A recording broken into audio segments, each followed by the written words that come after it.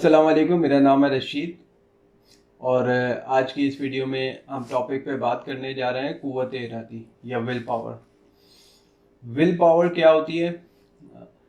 Will power एक ऐसी चीज़ है जो आप अपनी रोज़ाना की ज़िंदगी में इस्तेमाल कर रहे होते हैं अपने हर काम करने के लिए। छोटे से काम से लेके बड़े से बड़े काम के अंजाम देने के लिए ये क़ुव्वत इरादी का इस्तेमाल करते हैं। सुबह उठना, ऑफिस के लिए तैयार होना या स्कूल के लिए तैयार होना, रास्ते के में जो है बस या टैक्सी को लेना और ऑफिस जाना, ऑफिस जाके ऑफिस के काम और ऑफिस से वापस आके जो है बुक रीड करना या आपकी ज़िंदगी का हर काम के अंदर ही क़ुव्वत इरादी इस्तेमाल हो रही होती है। तो ये क़ुव्वत इरादी होती क्या चीज़ है? क़ुव्वत इरादी को अगर आप समझने की कोशिश करें तो ये एक बैटरी की तरह है। बैटरी जो कि डिस्चार्ज होती है अपनी यूटिलाइजेशन के साथ। जितना ज़्यादा आप उसको इस्तेमाल करेंगे उतनी ज़्यादा वो डिस्चार्ज होती रहती है और उस डिस्चार्ज होने के बाद दोबारा से उसको चार्ज करना पड़ता है। तो ये एक एनर्जी की तरह होती है जिसको आप अपने हर काम के अंदर इस्तेमाल कर रहे होते हैं। तो इसको समझने की क्या ज़रूरत है? इसको समझने की ये ज़रूरत है कि अगर आप इसको सही मानों में समझ जाएं और इसको समझ के अपनी ज़िंदगी के अंदर प्रॉपर वे के अंदर इम्प्लीमेंट करना शुरू कर दें तो आप अपनी लाइफ के अंदर बहुत ज़्यादा इम्प्रूवमेंट फील करेंगे। ना सिर्फ इम्प्रूवमेंट फील करेंगे बल्कि इस काबिल हो जाएंगे कि अपने बहुत सारे ऐसे टारगेट जो महीनों से सालों से पेंडिंग पड़े हुए हैं उनको अचीव करना शुरू कर देंगे। तो यहाँ पर मैं इस क़ुव्वत इरादी को समझाने के लिए जो है ना एक ट्रायंगल का हेल्प लेता हूँ। ट्रायंगल या एक त्रिकोण जिसके 3 कॉर्नर्स होते हैं। इसी तरह से इस क़ुव्वत इरादी के भी 3 कॉर्नर्स होते हैं या 3 सुतून होते हैं जिसके ऊपर ये क़ुव्वत इरादी बेस कर रही होती है। और उसके अंदर सबसे पहला कॉर्नर या सबसे पहला सुतून जो है वो होती है आपकी ख्वाहिश। यहाँ पे मैं एक स्टूडेंट का एग्जांपल लेना चाहूँगा कि एक स्टूडेंट जो कि अपनी लाइफ अपने क्लास के अंदर एक अच्छी पोजीशन लेके आना चाहता है, लेकिन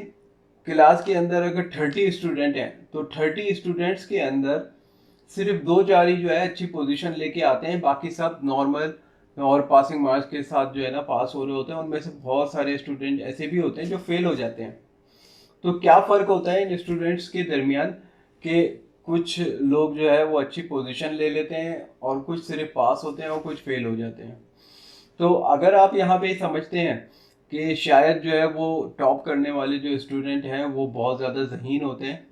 तो यहाँ पे मैं एक बात को क्लियर कर दूँ कि किसी टारगेट को अचीव करने में जहानत को जो जहानत की जो परसेंटेज है ना वो बहुत ज़्यादा कम होती है। तो जहानत जो है वो कभी भी किसी कामयाबी का पैरामीटर नहीं हो सकता। कामयाबी को हासिल करने का पैरामीटर जहानत नहीं होती। उसके अंदर बहुत सारे ऐसे अवामिल शामिल होते हैं शायद जिनको आप समझ नहीं रहे होते हैं। तो स्टूडेंट के एग्जाम्पल पे वापस आते हुए कि स्टूडेंट सारे ही अपनी अपनी जगह जो है ना ख्वाहिश रखते हैं कि किसी ना किसी तरह से हम जो है ना क्लास के अंदर अच्छी पोजीशन हासिल कर सकें या टॉप कर सकें।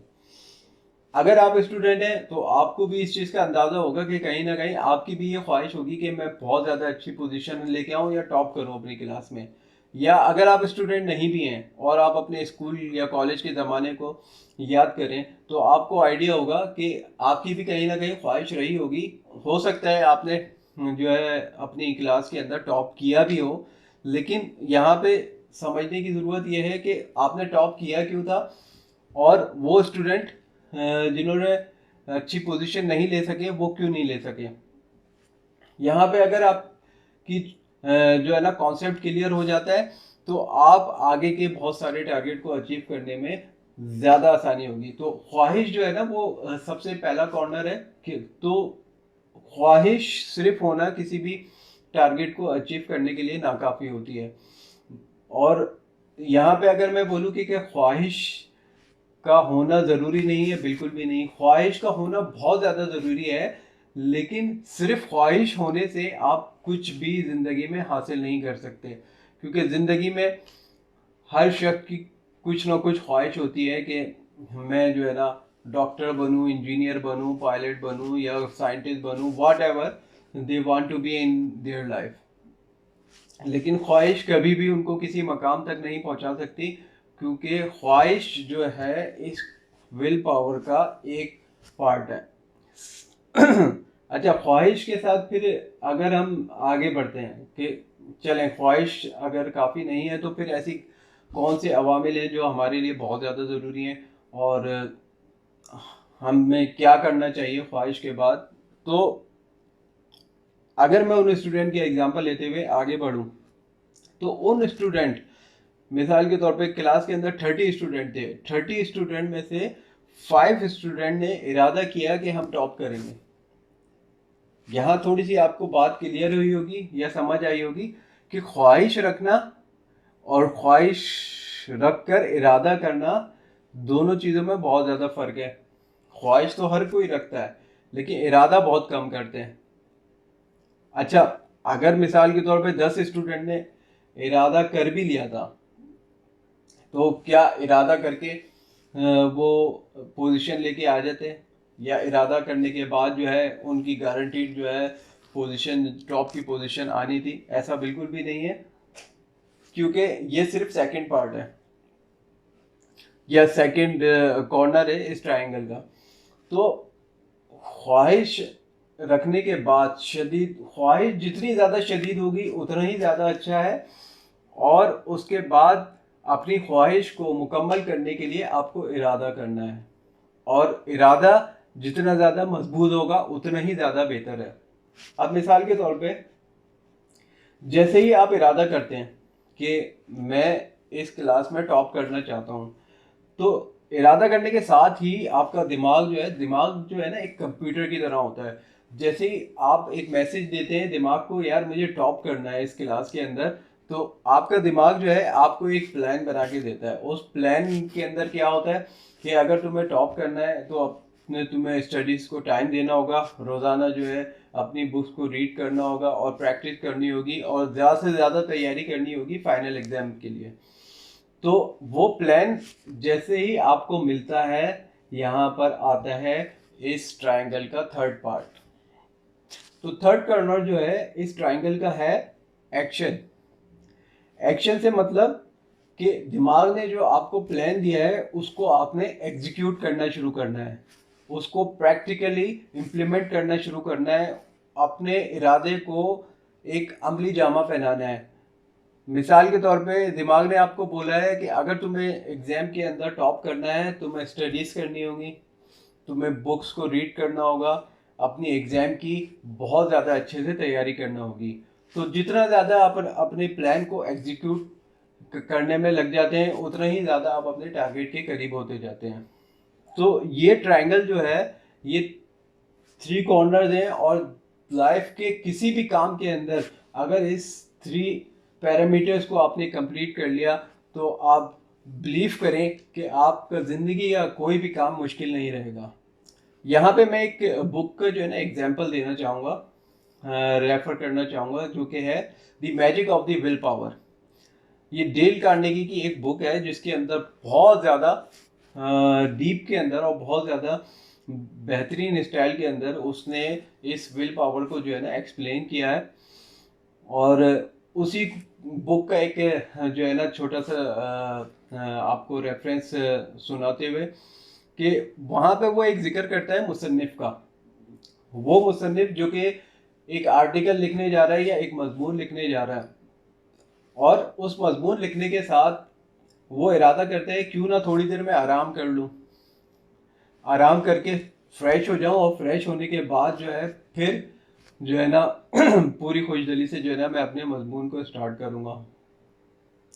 और फिर उसके साथ सोचता है क्यों ना मैं एक कप चाय भी बना लूँ, चाय पी के जो है मेरा दिमाग जो है तरोताज़ा हो जाएगा, और मैं ज़्यादा बेहतर तरीके से जो है ना चाय पी के फिर अपने मजमून पे काम करना शुरू करूँगा।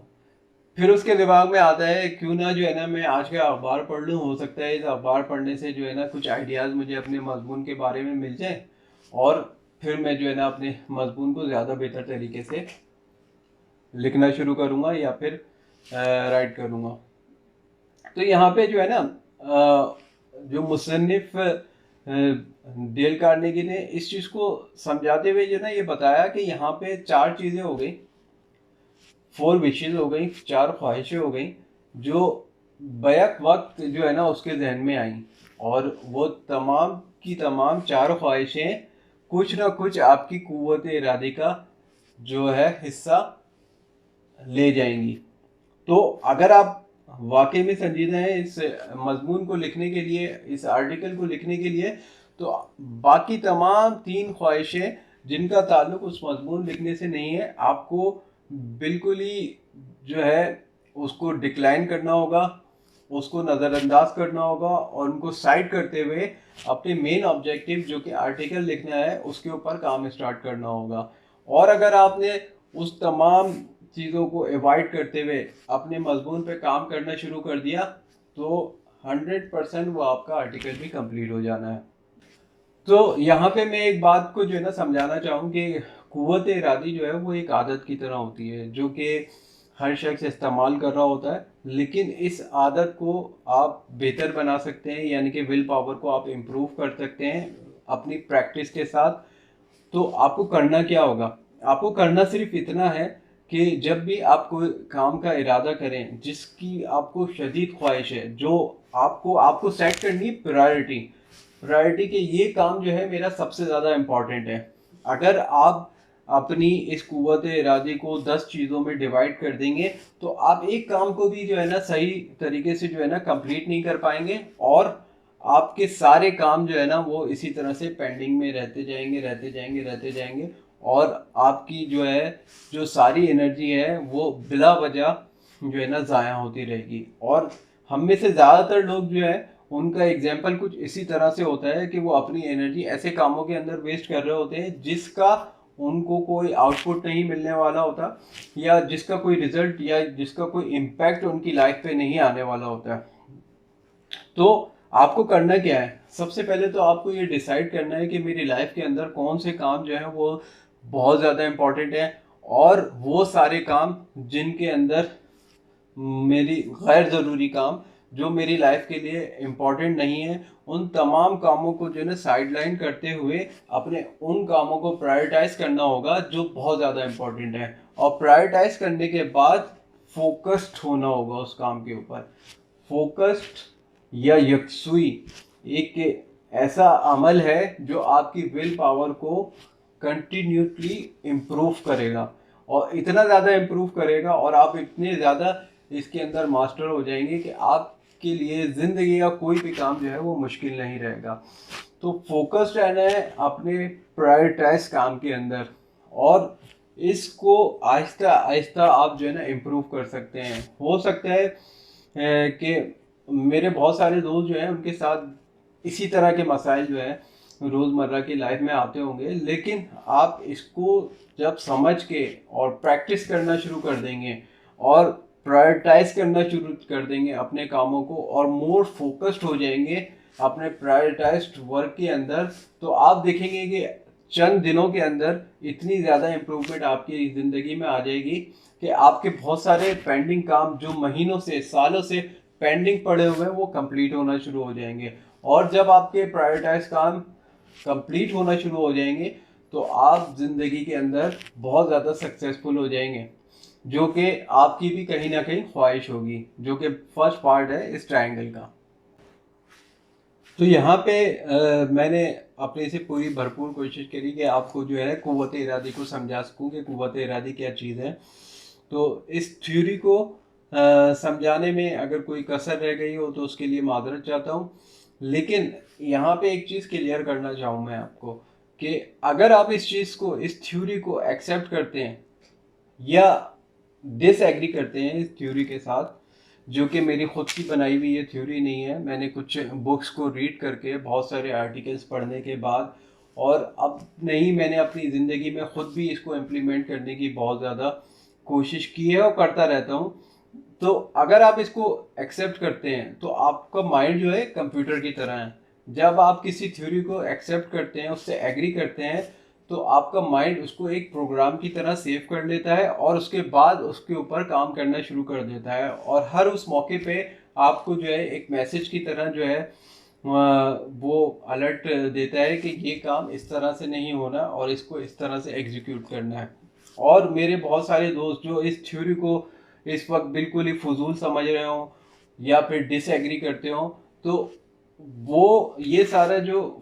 एक जंक फाइल की तरह आपके दिमाग में जाके कहीं सेव हो जाएगा, और कभी भी जो है इसके ऊपर आपका दिमाग काम नहीं करेगा, क्योंकि आपने इस प्रोग्राम या इस थ्योरी से डिसएग्री कर दिया है, और वो एग्जीक्यूशन आपके दिमाग में कभी भी नहीं होने वाली। तो उम्मीद करता हूँ जो कुछ भी आज मैंने समझाने की कोशिश करी वो कहीं ना कहीं आपको समझ आई होगी, और मैंने अपनी से जो कोशिश करी है उसको, अगर आपको वाकई में लगता है कि ये काम की बात है, तो इस वीडियो को लाइक कर लें और बेल के आइकन को हिट कर लें,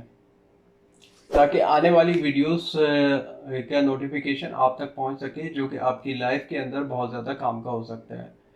तो अभी मुझे इजाज़त दीजिएगा, नेक्स्ट वीडियो में मिलते हैं। अल्लाह हाफिज़।